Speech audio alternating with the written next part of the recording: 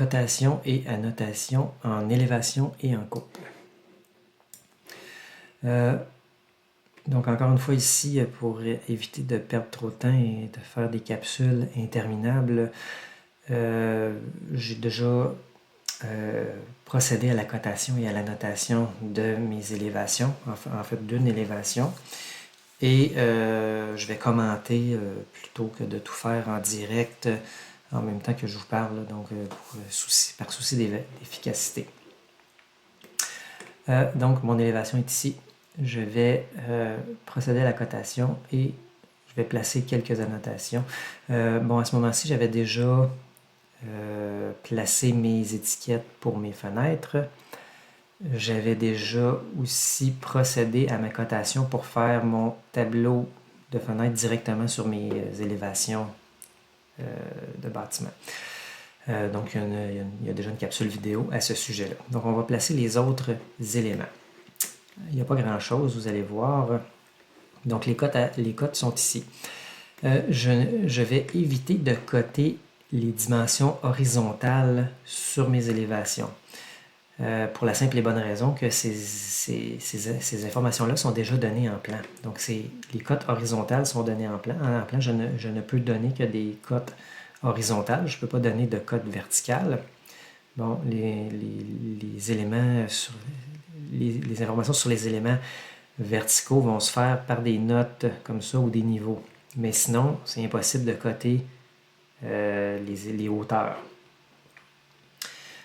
Donc, si je retourne dans mon élévation avant, en élévation, on peut coter horizontal et vertical. Mais par convention, comme les plans s'occupent déjà des cotes verticales, on va les laisser tomber sur nos élévations. Donc, ça prend une bonne raison là, pour venir mettre des cotes horizontales ici. On essaie de jamais dédoubler l'information. Donc, les gens qui consultent les plans ont juste un endroit. S'ils veulent connaître la position de la fenêtre ici, ils vont aller voir sur les plans. C'est là qu'on cote de l'axe jusqu'au centre de l'ouverture. Donc, on va coter les cotes verticales. Qu'est-ce qu'on a besoin comme cote verticale? La première cote verticale, elle est déjà là dans le gabarit qui vous a été fourni. C'est la hauteur entre le niveau du sol et la hauteur maximale permise par le zonage. Donc 29 pieds 6. Cette cote-là est verrouillée, le petit cadenas est barré. Donc normalement, si vous déplacez cette bulle de niveau-là, la bulle de niveau du sol suit et vice-versa. Pas besoin de coter la hauteur maximale du bâtiment. Ça n'intéresse pas vraiment les urbanistes ou les techniciens qui vont analyser la demande de permis. Ce qui les intéresse, c'est est-ce que vous avez respecté la hauteur maximale de zonage. Donc on voit ici clairement, on ne dépasse pas. Je me demande qu'est-ce qu'il ferait là, avec le maximum. Est-ce qu'il prendrait la hauteur maximale du toit ou il prendrait le ventilateur, l'aérateur d'entretoit? Je ne sais pas. Donc, je ne ferai pas exprès. Je me laisserai un petit jeu pour éviter les emmerdements. Donc, cette cote-là était déjà dans votre dessin. Deuxième cote importante. On va donner la hauteur du rez-de-chaussée par rapport au sol fini. C'est une mesure qui est importante parce que ça va influencer nos escaliers, la hauteur du perron, de la terrasse par rapport au sol, le nombre de contre-marches. Donc ça, c'est une cote qui est très importante. Dans le même alignement, on essaie toujours d'aligner nos cotes entre elles pour éviter d'avoir à chercher de l'information à plusieurs endroits. Cote importante du sol fini, du dessus du sol fini jusqu'au dessous de la semelle. Pourquoi est-ce que cette cote-là est importante? À cause de la profondeur du gel. Donc, dans la région de Québec, la profondeur du gel descend à 5 pieds. Donc, il faut absolument venir placer le dessous de notre appui à l'abri du gel. Donc, le gel, nos sols au Québec contiennent beaucoup d'eau. Le gel fait gonfler l'eau. Le dégel fait rétrécir, faire rapetisser le volume de l'eau. Et donc, une fondation qui n'est pas à l'abri du gel va fissurer et va entraîner la perte du bâtiment à très court terme. Donc, c'est important de s'assurer qu'on est à au moins 5 pieds. Ici, on est à 5 pieds 8, donc c'est parfait.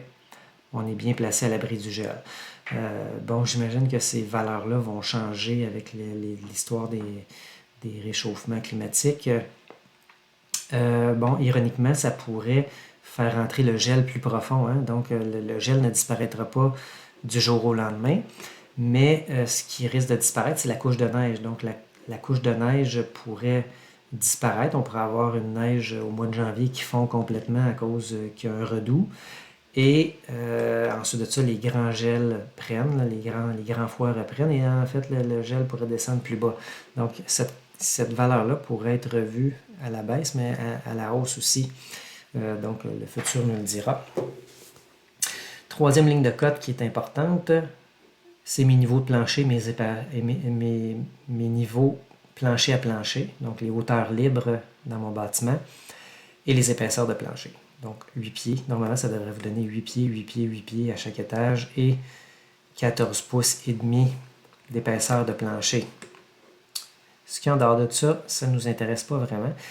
Est-ce que la fondation va vraiment être faite comme ça? C'est l'ingénieur qui va le décider. Il pourrait décider de changer la profondeur de la semelle, justement, pour aller se mettre à l'abri du gel. Donc, ici, c'est théorique. On le représente, là, mais c'est théorique. Donc, c'est pas plus compliqué que ça pour notre cotation. Bon, il reste une cote à mettre, c'est notre débord de toit. On ne va pas coter la gouttière, on va coter vraiment le débord de toit. Dans ce cas-ci, c'est 1 pied 6, 18 pouces. Donc, je le cote à certains endroits là, pour être sûr. Bon, ici, je ne l'ai pas mis, je pourrais la mettre.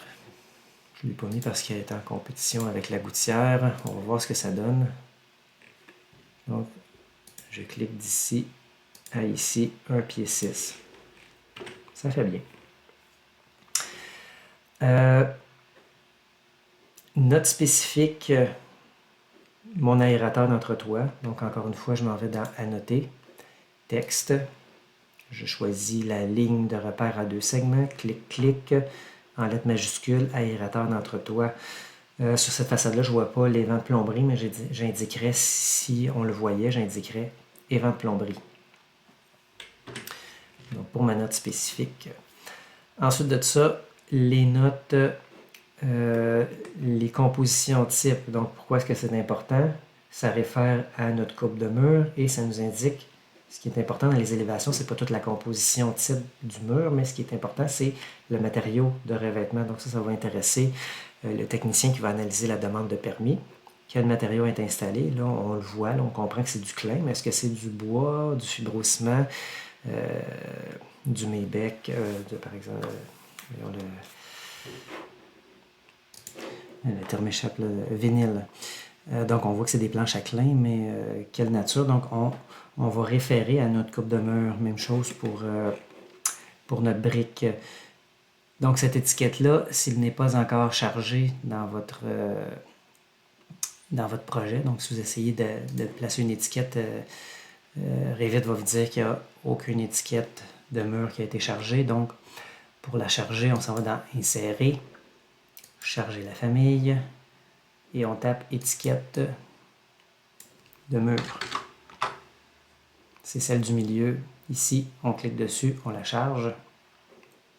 Je ne la charge pas parce qu'elle est déjà dans mon projet. Ensuite de ça, on fait une modification, petite modification. Donc, je sélectionne mon étiquette, modifier la famille. Je clique sur le texte. Je modifie le libellé. Et je m'assure d'avoir marque ici. Par défaut, vous allez avoir marque de type. Vous allez avoir marque de type. Donc, qu'est-ce que vous faites? Vous en allez dans votre liste ici. Vous ajoutez avec la petite flèche verte marque.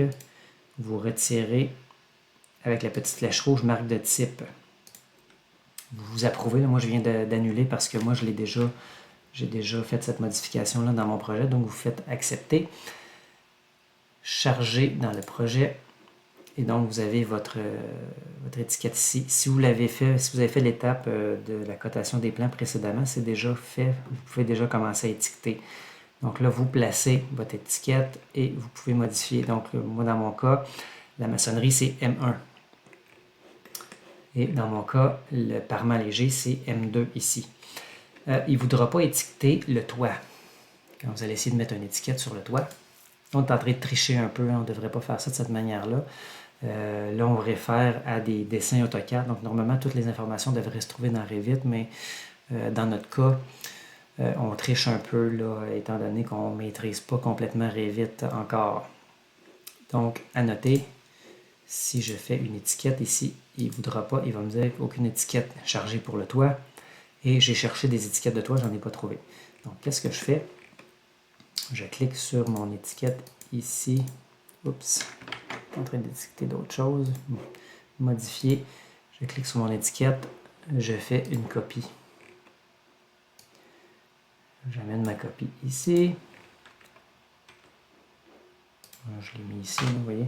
Je clique sur mon étiquette et je l'appelle, petit point d'interrogation, je l'appelle T1. Et je vais aussi éliminer ma ligne de repère. Et là, je peux déplacer comme je veux cet élément-là. Donc, c'est de la triche, mais ça fonctionne de cette manière-là. Je pense que même chose, le mur de fondation, il ne veut pas se faire, donc je le triche au besoin. Ah non, c'est pas celui-là qui ne fonctionne pas, c'est dans la coupe générale qu'on va regarder tantôt. Donc, j'ai réussi à mettre mon étiquette T1, mon mur extérieur, mon mur de fondation, ici vous voyez, donc M1, M2. Donc, quand on va vouloir connaître les matériaux, on réfère à la coupe de mur et le matériau est décrit à cet endroit-là. Encore une fois, on veut éviter de dédoubler l'information, on veut éviter de nommer le matériau ici, parce que si on le change dans la coupe de mur, ça se peut qu'il y ait une contradiction. Donc, j'ai presque terminé. La dernière chose qui me reste à faire, c'est de placer mon petit triangle ici pour indiquer la pente de toit. Je vais le flusher. Et bon, ça semble simple comme ça, mais il y a un petit bug dans AutoCAD. Code d'inclinaison. Donc, on s'en va dans Annoter, code d'inclinaison. Donc, on a le choix entre flèche et triangle. Donc, moi, je choisis triangle. La convention, c'est triangle. Et là, lorsque je vais approcher mon triangle et cliquer ici, bon, vous cliquez une première fois, vous pouvez mettre au-dessus du toit ou en dessous. Là, en dessous, c'est en conflit avec la hachure, donc je le mets au-dessus. Et là, petit bug, vous voyez, Revit, il nous indique que c'est une pente 3 dans 12. Pourtant, si je clique sur modifier ici, que je sélectionne mon toit, dans mes propriétés, on voit que mon inclinaison, c'est bien 4 dans 12. Donc, qu'est-ce qui se passe avec ça? J'ai cherché vraiment longtemps pour comprendre quel était le bug ici. Et donc, je viens de trouver la solution. Je vais m'en aller en 3D. Ici, vous voyez. En 3D, je vais aller, en fait, j'ai fait un petit schéma dans SketchUp. Donc, dans mon 3D, ici, dans Revit, j'ai modélisé là, dans SketchUp cette partie-là de mon toit. Donc, une pente, une autre pente et l'anneau ici. Donc, c'est ce qui est modélisé ici. Donc, je l'ai modélisé 2 fois parce que j'ai besoin de prendre des angles dans SketchUp et je ne suis pas capable de prendre des angles lorsque... Bon, je vais vous expliquer, vous allez voir, ça va être plus simple. Donc, je prends mon rapporteur d'angle et si je mesure l'angle de ma pente ici, ça me donne une pente. Ça, c'est ma pente 4 dans 12. Vous voyez, là, si vous regardez en bas à gauche, je ne peux pas arrêter de pointer. C'est ici, en bas à gauche, qu'il faut regarder. Donc, si vous regardez là en bas à gauche, ça dit que mon angle est de 18,4. Si je regarde sur l'autre versant, même chose, hein? 18,4. Mais si on regarde l'anneau, là, c'est pour ça que je me suis fait une copie de schéma. Je ne suis pas capable de... Je n'ai pas compris comment aller coter un angle. Là, il veut rester, vous voyez, il veut rester dans un angle ou dans l'autre. Fait que là, j'ai fait une rotation à 45 degrés. Et là, je suis capable d'aller chercher mon angle. Vous voyez, dans les deux autres cas, on a 18,4. Mais si je mesure ici, si vous regardez en bas de l'écran, on a 13,3. Donc, c'est logique, hein? Si on a une pente ici de 4 dans 12, comme ça, bien ici, comme la distance est plus longue, l'angle est plus aigu. Hein? Donc, au lieu d'avoir ici, on a 18,4, je me souviens plus, 13,3, 18,4. Donc, l'angle n'est pas le même si on cote sur l'anneau que si on cote vraiment dans la pente du toit. Si je reviens à Revit Et sur mon 3D, je vais vérifier mes angles, donc cote d'inclinaison. Vous voyez ici, j'ai 4 dans 12 sur mon versant, mais si j'arrive sur ma noue, j'ai 3 dans 12. Donc c'est pour ça que Revit m'induit en erreur sur le coup. Donc je retourne sur mon élévation ici, et vous voyez, c'est ce qui est coté, c'est vraiment la noue. Donc je vais recommencer ma cote d'inclinaison. Je choisis dans Annoter, cote d'inclinaison. Je prends le triangle.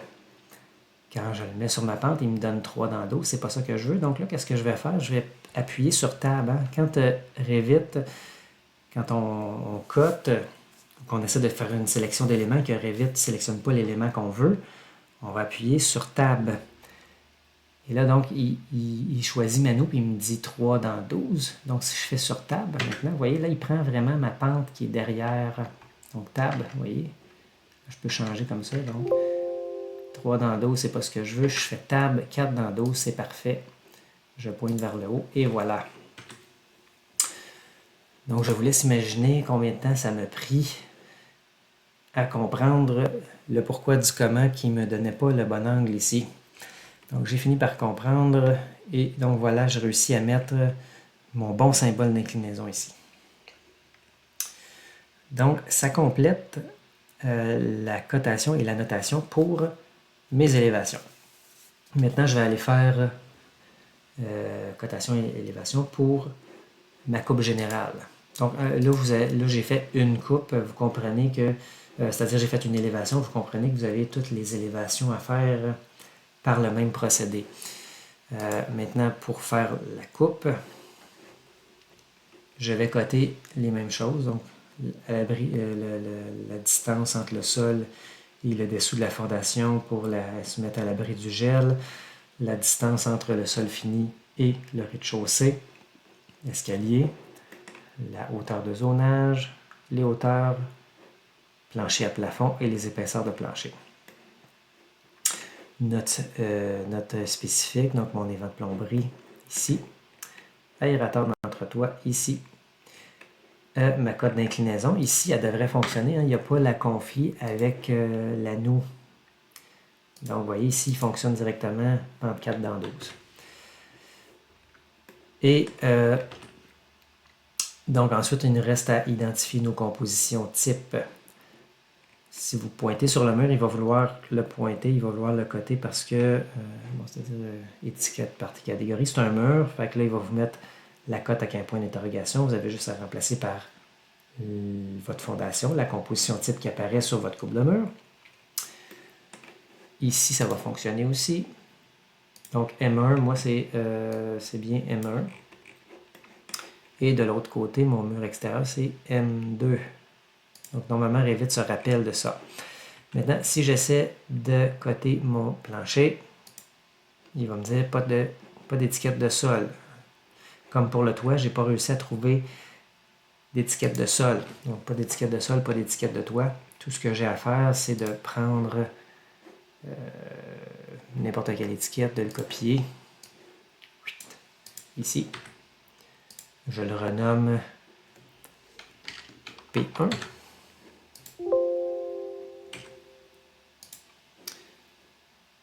J'efface mes lignes de repère. Oups.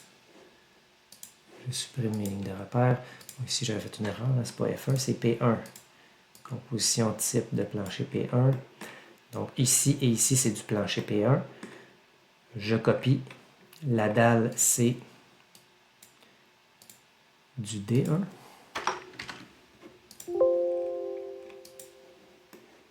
D1 pour la dalle. Et T1 pour le toit. Donc, ça devrait fonctionner de cette manière-là pour arriver à nommer les compositions type. Donc, voilà comment procéder à la cotation et à la notation de vos dessins en élévation et en coupe. Je vous rappelle que je vous ai montré seulement sur un dessin, mais vous devez le faire pour chacun des dessins que vous me présentez en élévation et en coupe.